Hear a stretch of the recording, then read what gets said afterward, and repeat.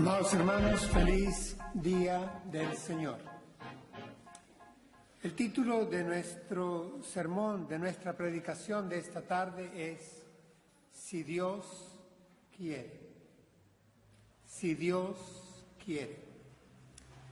Y es una expresión que está inserta en un breve texto que leeremos, carta del apóstol Santiago. Capítulo 4, del 13 al 17.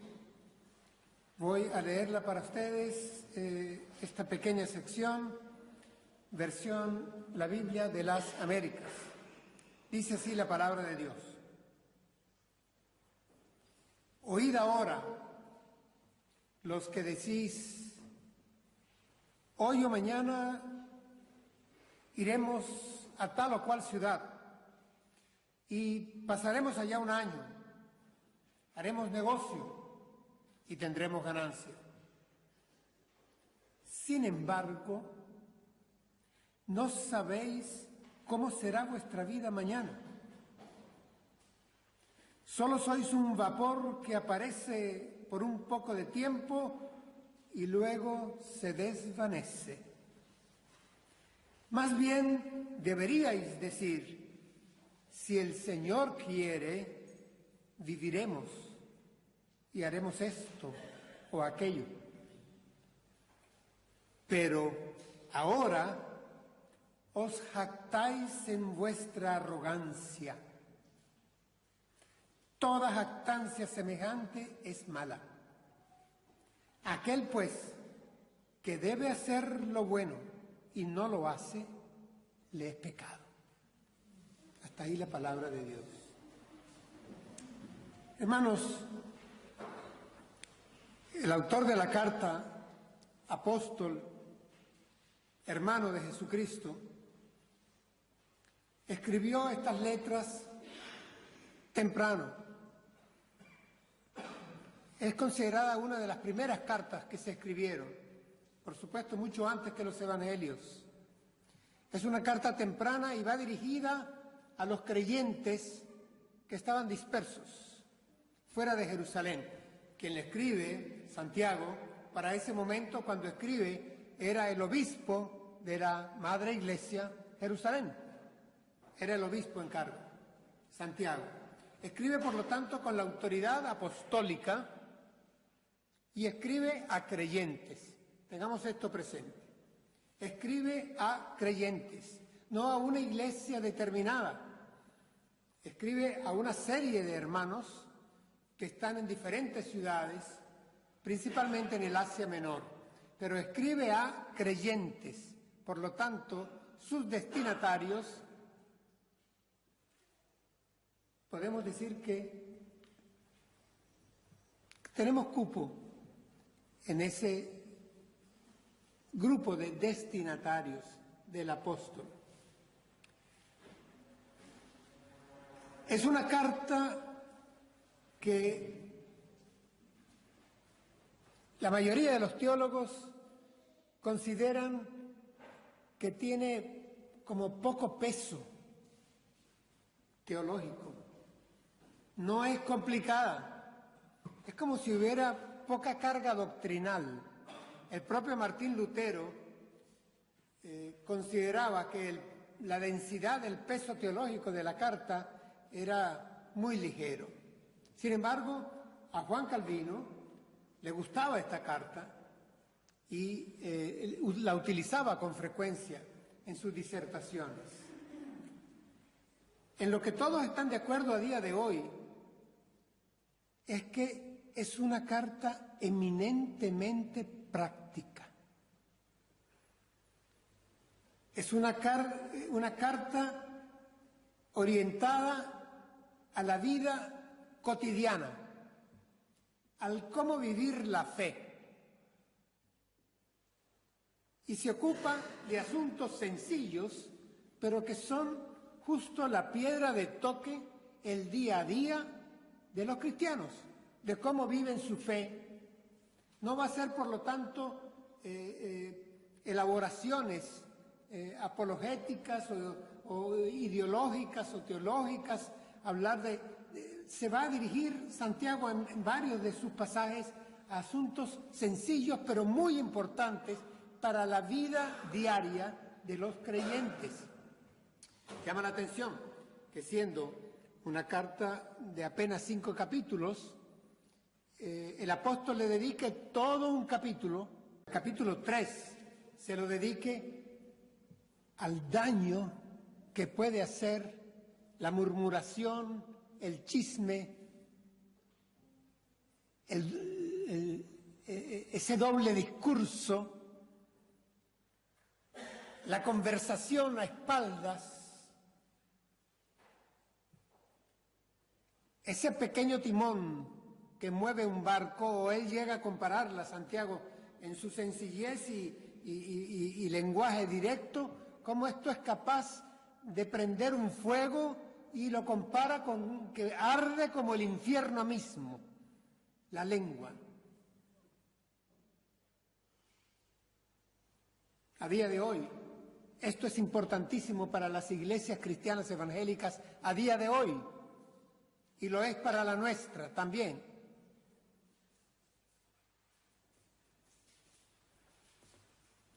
Más adelante, el apóstol dedica un párrafo a la administración de las riquezas, de los bienes. En tiempos en que nos sumergimos en una vorágine materialista, pasa a ser también vigente algo tan sencillo en qué hacer con nuestros bienes, con nuestro dinero. ¿Cómo comportarnos como creyentes frente a asuntos sencillos? Les he mencionado 2. En ese capítulo 2 se refiere a cuán importantes son las obras. Y de ahí el pensamiento de Calvino: la fe sin obras salva, pero la fe que salva se acompaña de obras. Es decir, Santiago se va a ocupar de asuntos prácticos para los creyentes judeocristianos que estaban esparcidos por la geografía. ¿Cómo vivir la fe cuando llegan las chiquititas o las medianas o las grandes del día a día? De esto trata la carta en general. Y lo que hemos leído trata de cómo hacer planes. Porque, hermanos, todos hacemos planes. Algo que caracteriza al Homo sapiens, al hombre, es que el hombre es consciente del tiempo. El hombre no solamente mide el tiempo, el cronos, y lo mide por semanas, por meses, por años, por horas, por segundos, y cuando sean las Olimpiadas veremos que van por centésimas de segundo. Cuán importante es el tiempo para el hombre. Estamos y somos pendientes del tiempo, y somos los únicos, comparados con todos los demás integrantes del reino animal, los únicos que estamos conscientes de que el tiempo pasa. Entonces no solamente lo medimos, sino que somos conscientes del ayer, del hoy y del mañana, es decir, del pasado, presente y futuro. El hombre, todos los hombres, y los que estamos acá, excepción imposible que podamos serlo, somos conscientes de la importancia del tiempo y por lo tanto planificamos. Sin embargo, advierto, este no será un sermón temático. Yo no voy aquí a dedicar el sermón para hablar sobre el futuro, ni siquiera sobre cómo planificar o hacer planes santos. Me bajo de esa torre de marfil, hace tiempo lo hice. No voy aquí a hacer un discurso temático sobre cómo tomar decisiones o cómo compaginar la soberanía de Dios y la libertad del hombre, o qué dice la Biblia sobre la suerte, el destino. No, hermanos, voy a hacer como casi siempre hago, un sermón sencillo, expositivo, pero una cosa sí les garantizo: este sermón también será normativo. Porque Santiago es normativo cuando escribe. Y yo no puedo cambiar la palabra al exponerla, al predicarla, al presentarla. Santiago es normativo y lo que Santiago escribe acá, lo escribe usando imperativos. Es decir, ustedes hacen esto, ustedes deben hacer esto otro. Así escribe el apóstol. Y así escriben en realidad todos los apóstoles. Así se escribe, con esa autoridad se escribe la palabra de Dios. Esa autoridad sale de sus páginas. Esto es palabra de Dios. Revelación escrita de la voluntad de Dios. No hay palabra segunda que la sustituya. Esto es palabra primera.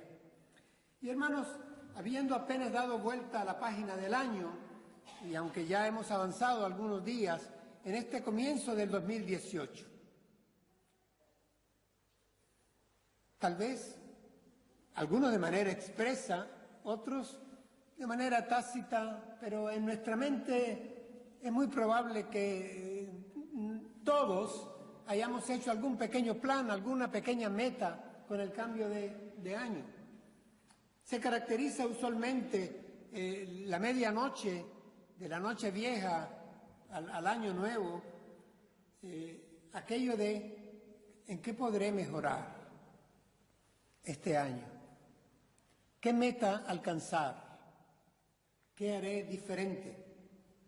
¿Cómo implementaré esto o aquello? ¿Qué no debo hacer ya más? Son pequeños planes, algunos hasta grandes planes. Y yo insisto y quiero que esto quede claro, esto está bien. Como hombres sensatos, como mujeres sensatas, tenemos que hacer planes. Pero el título del sermón nos lleva desde ya el anticipo de la reflexión y de lo que será central en el sermón. Si Dios quiere. En algunas versiones, si el Señor lo quiere, si el Señor lo permite. Así que quiero que empecemos a analizar el breve texto. Miren cómo comienza. El apóstol comienza diciendo, oíd ahora los que decís.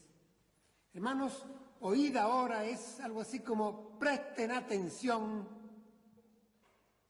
Y esta locución imperativa es presten atención, estén atentos, es enfática, ahora se refuerza. Oíd ahora, es para hoy el mensaje. Esto no es para que lo oigan mañana, óiganlo hoy. Santiago lo escribe ya y pide, óiganlo ahora, oíd ahora. Aquí hay una cierta urgencia, además de importancia.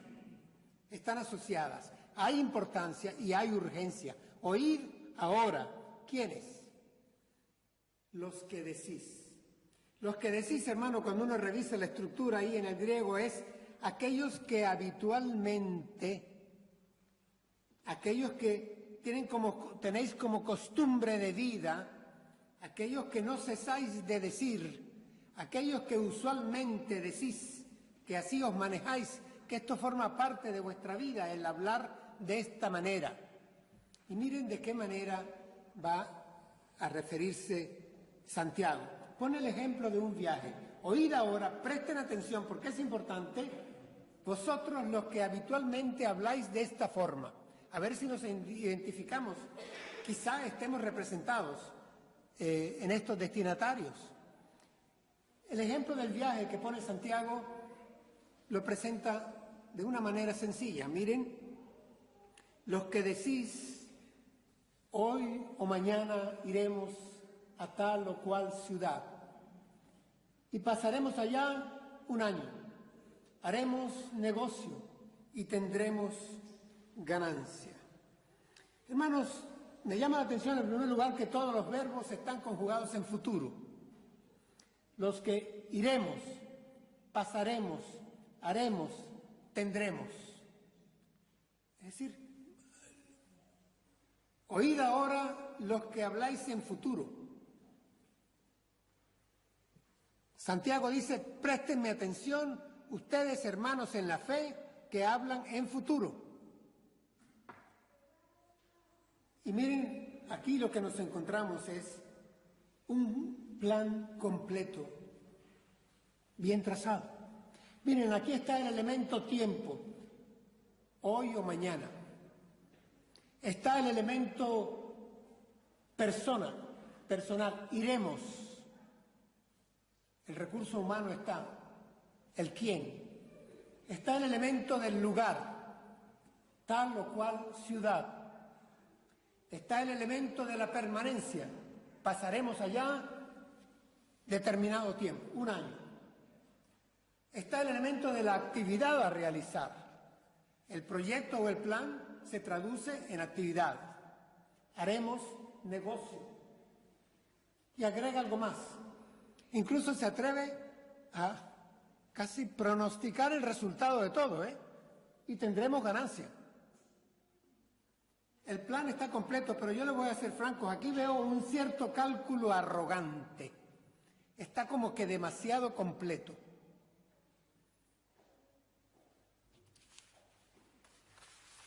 Las actividades nombradas no están mal. Hacer negocio está bien. ¿Quién hace negocio y trabaja para perder? Nadie.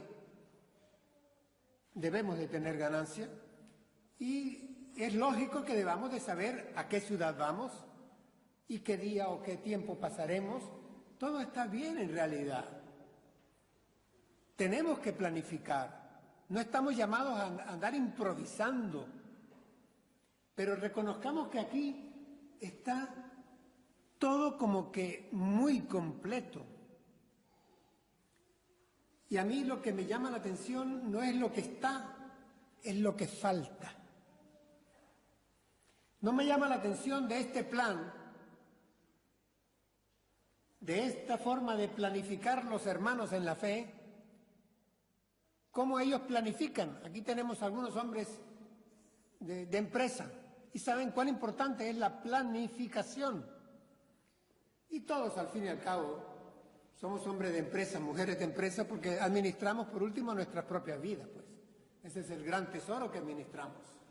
Todos lo hacemos. Y deberíamos de planificar cómo gastamos, invertimos nuestro tiempo, nuestras actividades, dónde lo hacemos, en quién, con qué, cómo, hasta dónde, cuál es nuestro objetivo. Es decir, estas son cosas que debemos de, como seres racionales, hechos a imagen y semejanza de Dios, de tener en cuenta. Aquí no hay nada malo en el plan. En lo que yo leo y veo no hay nada malo, está completo. Pero hay algo que falta. Y eso es el gran problema al que se va a referir el apóstol. ¿Qué falta? ¿Por qué estos hermanos en la fe, siendo creyentes, están viviendo como si fueran ateos y haciendo planes como los que no son hijos de Dios? ¿En qué está la falla? Como les digo, no me molesta cuán bien planificaban los hermanos. Me molesta es lo que no incorporaban en sus planes, lo que no ponían en sus planes. Proverbios 27 nos advierte, en el versículo 1, apenas comenzando, Proverbios 27, dice, no te jactes del día de mañana, porque no sabes qué traerá el día. No te jactes del día de mañana, porque no sabes qué traerá el día. Hermanos, esta pieza falta. Miren cómo Santiago lo precisa en el texto. Él dice, el plan está presentado y así lo acostumbran ustedes a hacer. Sin embargo, pone él, sin embargo, no sabéis. Ahí está la pieza que falta. Hay una falta de conocimiento en cuanto a qué. Falta de ciencia en cuanto a qué. Falta de conocimiento en cuanto a algo lógico, el mañana. Y esto no es una carencia de los cristianos, esto es una carencia de todo hombre. Nadie sabe lo que ocurrirá mañana, nadie. creyentes o ateos, no importa. Y no importa cuál sea su fe, su edad, su sexo, su religión, no importa. Nadie sabe qué va a acontecer mañana. Esta es una pieza que falta en la planificación y en la planificación de estos creyentes. El mañana. Por eso es que 1000 años antes encontramos este texto en Proverbios 27, cuando dice: no os jactéis del día de mañana, porque no sabéis qué traerá de sí el día. Es decir, no sabemos eso. Hay una pieza de ignorancia, de no reconocerlo, incurrimos en arrogancia. Cuando la ignorancia no admite lo obvio, entra en arrogancia y se transforma en arrogancia y es frecuente. Pero lo lamentable es que esto pase en la iglesia, que pase a los creyentes, a los hijos de Dios. Porque, insisto, Santiago está diciendo que esto pasa en los creyentes. No sabemos sobre el día de mañana, es más, Santiago lo pone más crítico. Dice, no solo es un problema de conocimiento, que hay una ignorancia sobre el mañana, es que hay un problema mayor, dice Santiago. Vuestra vida es como un vapor que aparece por un poco de tiempo y luego se desvanece. Es decir, el apóstol Santiago le recuerda a los hermanos que consideren por un instante que todo el plan que usualmente acostumbran elaborar en el día a día o para el año a año o el mes a mes, se vuelve casi como un castillo edificado sobre una arena movediza que es la finitud, la fragilidad, la fugacidad de la vida misma. Vuestra vida es, solo sois un vapor que aparece por un poco de tiempo y luego se desvanece. Vapor, poco de tiempo, desvanecerse. Esa es nuestra vida. Y el apóstol Santiago tiene que recordárselo a los hermanos creyentes que hacían planes y se jactaban de que sus planes estaban completos. Tiene que recordarles que sin vida no hay actividad. Pero recordárselo a creyentes, que desde este púlpito yo tenga que recordarle a ustedes, hermanos, que no tenemos control sobre las circunstancias, sobre las variables. Miren, hasta los hombres que trabajan en planes de política o de economía, saben que existen agentes libres, que existen imponderables, situaciones que pueden cambiar un solo clic y todo cambia. Una decisión política de votación en las urnas y toda Gran Bretaña sale de la Unión Europea. Y todo porque el presidente de esa nación creyó que tenía seguro el referéndum y lo lanzó. Perdió. Y la decisión está tomada. El hombre tiene que dimitir y se da el Brexit. ¿Cómo le cambia la vida a la libra esterlina y a los ingleses? De un momento a otro. Esto por poner un solo ejemplo. Pero hermanos, circunstancias en la familia, circunstancias por último en nuestras propias vidas, en nuestra salud. ¿Qué es esto de hacer planes sin saber si yo mañana respiro o no respiro? Ahora, yo quiero que quede claro lo siguiente, porque con frecuencia hay la tendencia de muchos predicadores de recurrir al miedo, de acorralar al creyente o al no creyente contra la pared, amenazarle que se va a morir, que se va al infierno, que Dios regresa hoy y el apocalipsis es mañana. Y entonces, al poner en miedo a la persona, le forzan a que caiga de rodillas. Y esta no es la idea. Santiago no está apelando al miedo, al temor. No es una estrategia religiosa diciendo tú no sabes de tu vida qué va a ser mañana, tú no puedes controlar todas las cosas y sembrar incertidumbre en la mente de los destinatarios de la carta.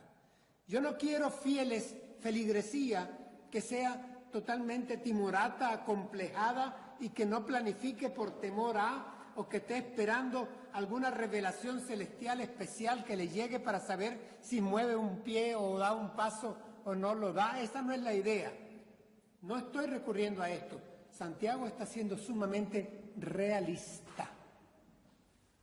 Santiago simplemente es realista, hermanos, y lo digo aquí, punto 1 grande del sermón: nadie tiene el control sobre el mañana. Nadie. Ni el que tenga más poder, ni el que tenga menos poder. Nadie tiene el control sobre el mañana. Nadie. No es cuestión de tener miedo o no, es de reconocer la realidad. No es cuestión de sembrar incertidumbre, es de que aterricemos. Démonos cuenta de que hay una pieza que debe de calzar en este puzzle, en este rompecabezas, y que como creyentes debemos de tenerlo. Hermanos, da la impresión de que cuando Santiago escribe esto como obispo de Jerusalén, se lo está dirigiendo a cristianos que son arrogantes, hermanos en la fe que son autosuficientes y que no se dan cuenta en el día a día de la dependencia que deben de tener del Padre Celestial. Que eso no sea nuestro caso. Es decir, hacemos planes contando con nosotros, con lo que tenemos, con lo que hemos hecho. A veces nos parecemos, hermanos, sinceramente, créanme que es así. ¿Recuerdan la parábola del Señor Jesús? Aquel hombre, nos parecemos a aquel hombre, que llegada la noche y después de mucho trabajo en toda su vida y de muchos ahorros y de haberse cuidado muy bien, decide agrandar más bien su almacén, sus hilos. Ahora guardaré todo, lo llenaré y le diré: alma mía, gózate en lo que has hecho, descansa, vive, son tus planes, ya. Insensato, agrega el Señor. Esta noche te vas. Y todo lo que has hecho. ¿Para qué? ¿De quién? No seas necio, no seas torpe.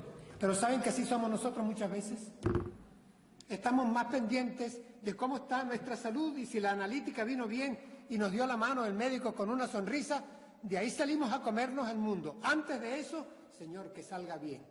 Pero una vez que nos dan la buena noticia, vamos, oíd, hacer planes. Todo está en nuestras manos. Si la cuenta bancaria está bien, si ya la pensión llega completa, si el trabajo es seguro, lo conseguí, ya. Y de ahora en adelante, hecho yo. Adelante. Hago los planes. ¿Dónde queda Dios? Queda fuera. Y esta es la pieza que falta. Esta es la pieza que falta. Que no nos falte a nosotros. Con frecuencia recurrimos a Dios antes de hacer los planes, pero no para pedirle que nos dé sabiduría en la planificación, sino que recurrimos a Dios porque estamos angustiados. Pero una vez que parece que tenemos todas las piezas en la mano para trabajar, hacemos los planes y dejamos fuera a Dios. Y dice: no tomasteis en cuenta a Dios en vuestra noticia. Es el reclamo. Es decir, no tomamos a Dios para encomendarle nuestros planes. Simplemente planificamos como planifican los demás, todos los demás, que planifican confiando, depositando su confianza en ellos mismos. Esto es lo que está recordando Santiago acá. Miren cómo continúa el texto. Dice más bien, y en el griego dice anti. Y ustedes saben lo que significa anti.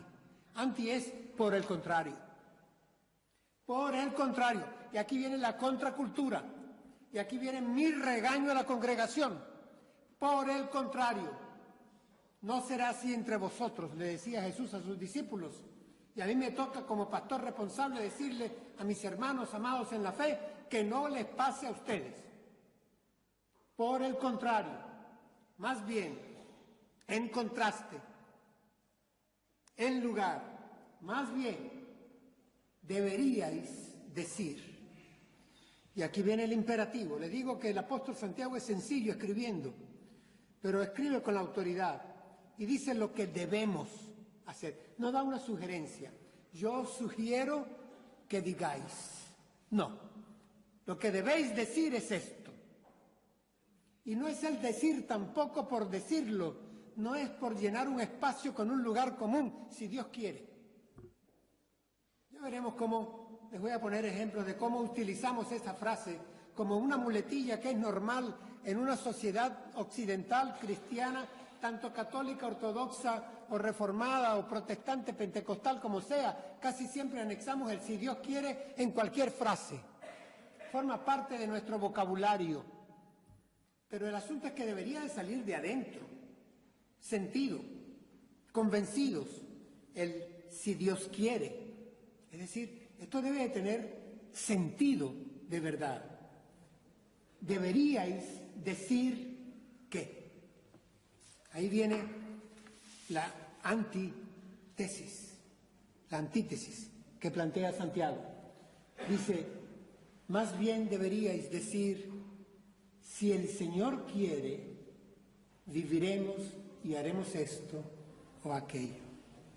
Si el Señor quiere, si el Señor, noten por favor aquí la expresión, si el Señor, si el Kyrios, si el dueño de la vida, el dueño quien controla todo, el soberano Dios, si Dios el Señor lo quiere. Esta es la expresión que en latín por muchos siglos balbucearon nuestros hermanos de fe, el Deo volente.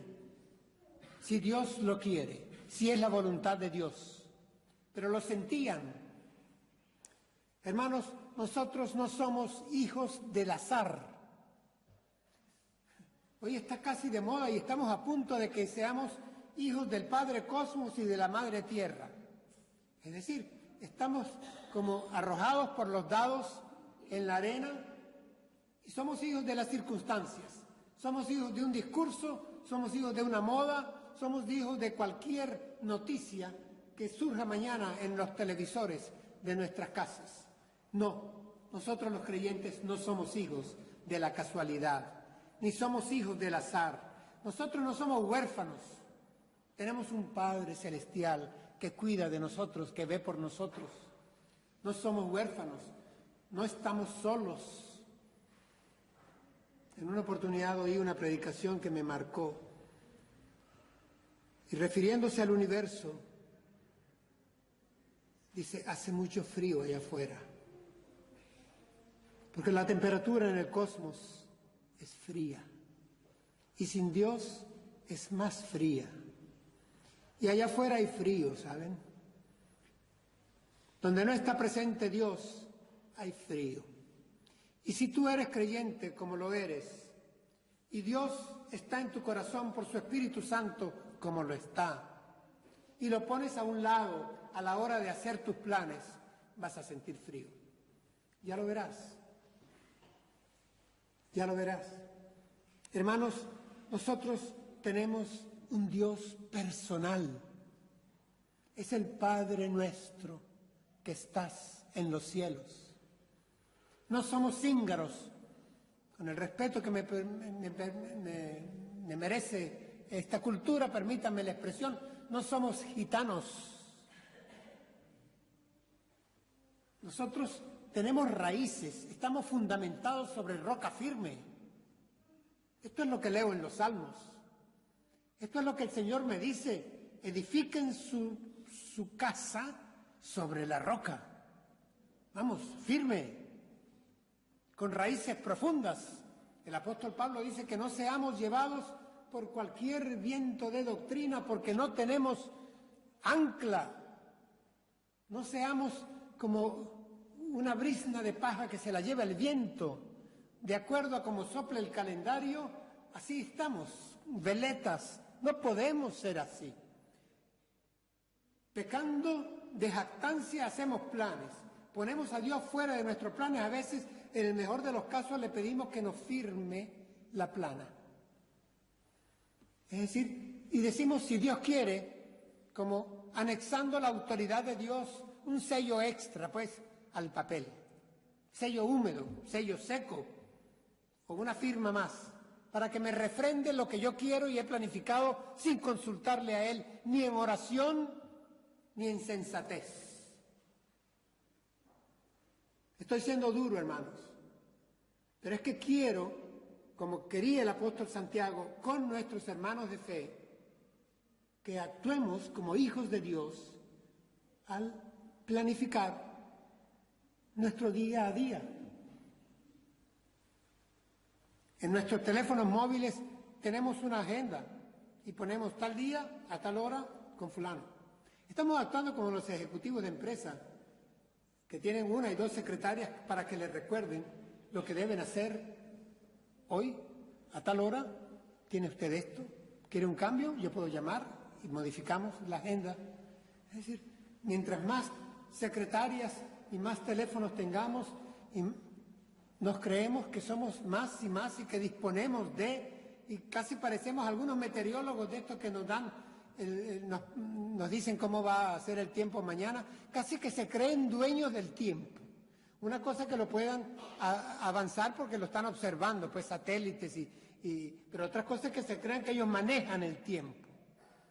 A veces incluso nosotros nos disgustamos con el tiempo, y lo he encontrado aquí, en la congregación.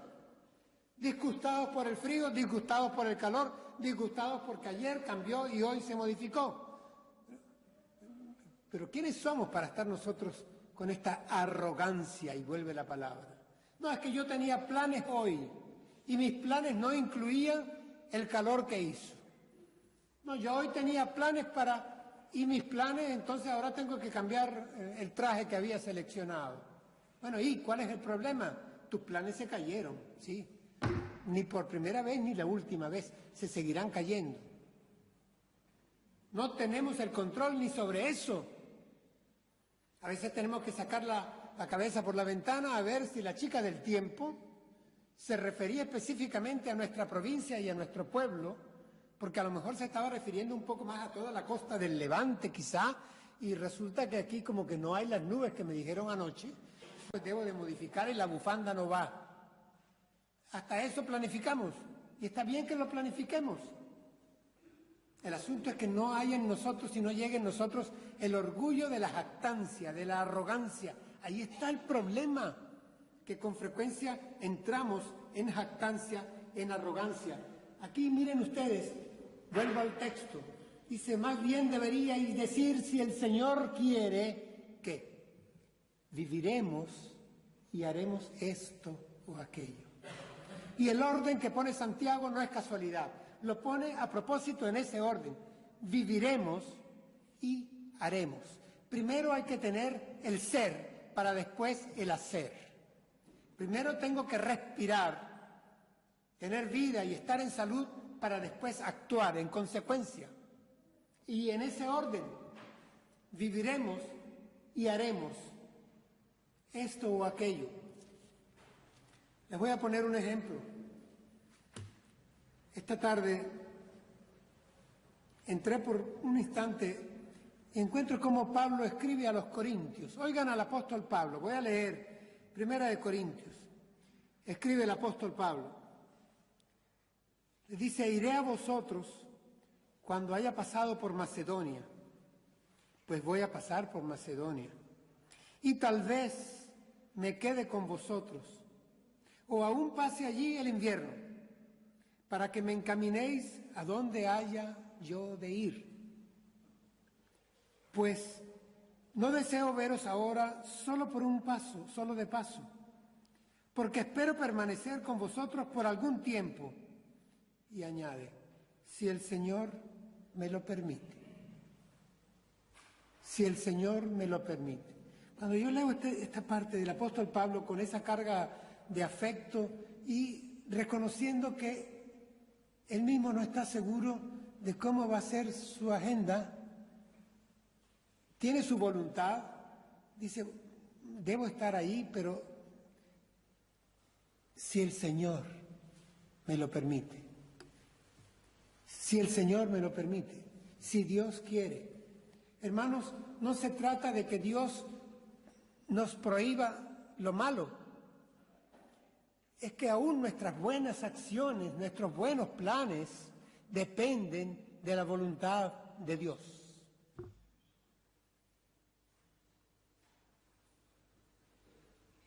Nosotros como cristianos vivimos, hermanos, en dependencia de Dios y hemos de ser agradecidos de que tenemos de quién depender, pero con frecuencia incurrimos en la independencia, en la autosuficiencia. Proverbios 16:1 dice así: los planes son del hombre, la palabra final la tiene el Señor. Miren que hay dos partes.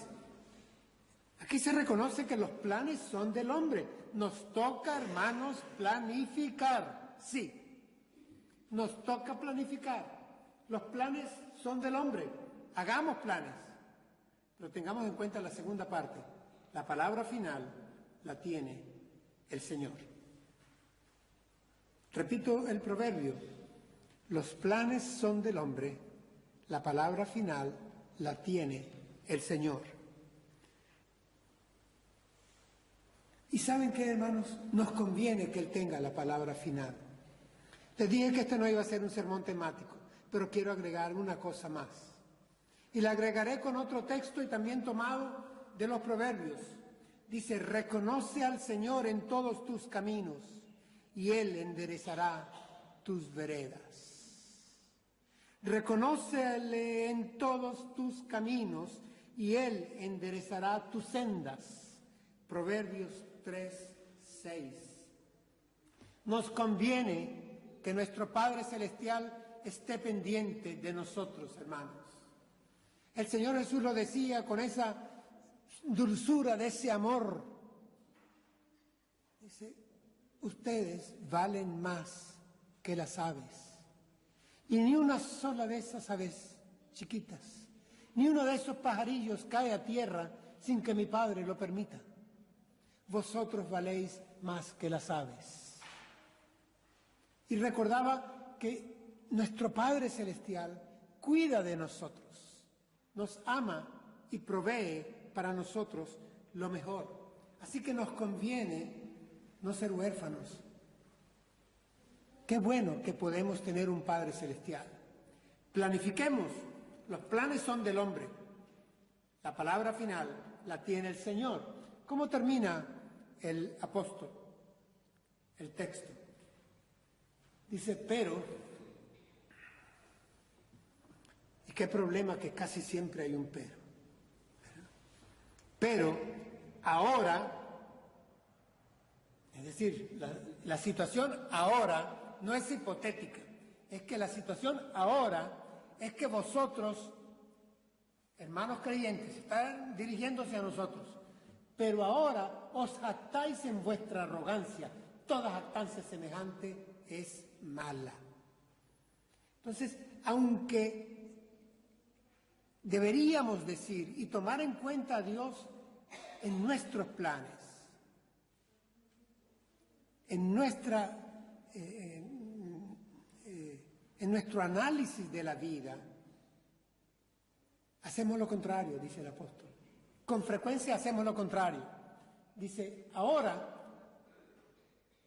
y es cuando tenemos casi todas las piezas en la mano, cuando tenemos, el refrán popular dice, cuando tenemos la sartén agarrada del mango, Cuando tenemos la sartén por el mango, entonces, ¿qué hacemos? Nos jactamos en nuestra arrogancia. El apóstol Santiago aquí se desmarca, noten bien lo que él hace. Escribe diciendo, ahora vosotros os jactáis en vuestra arrogancia y deja solo a los destinatarios. Santiago no es copartícipe de esto.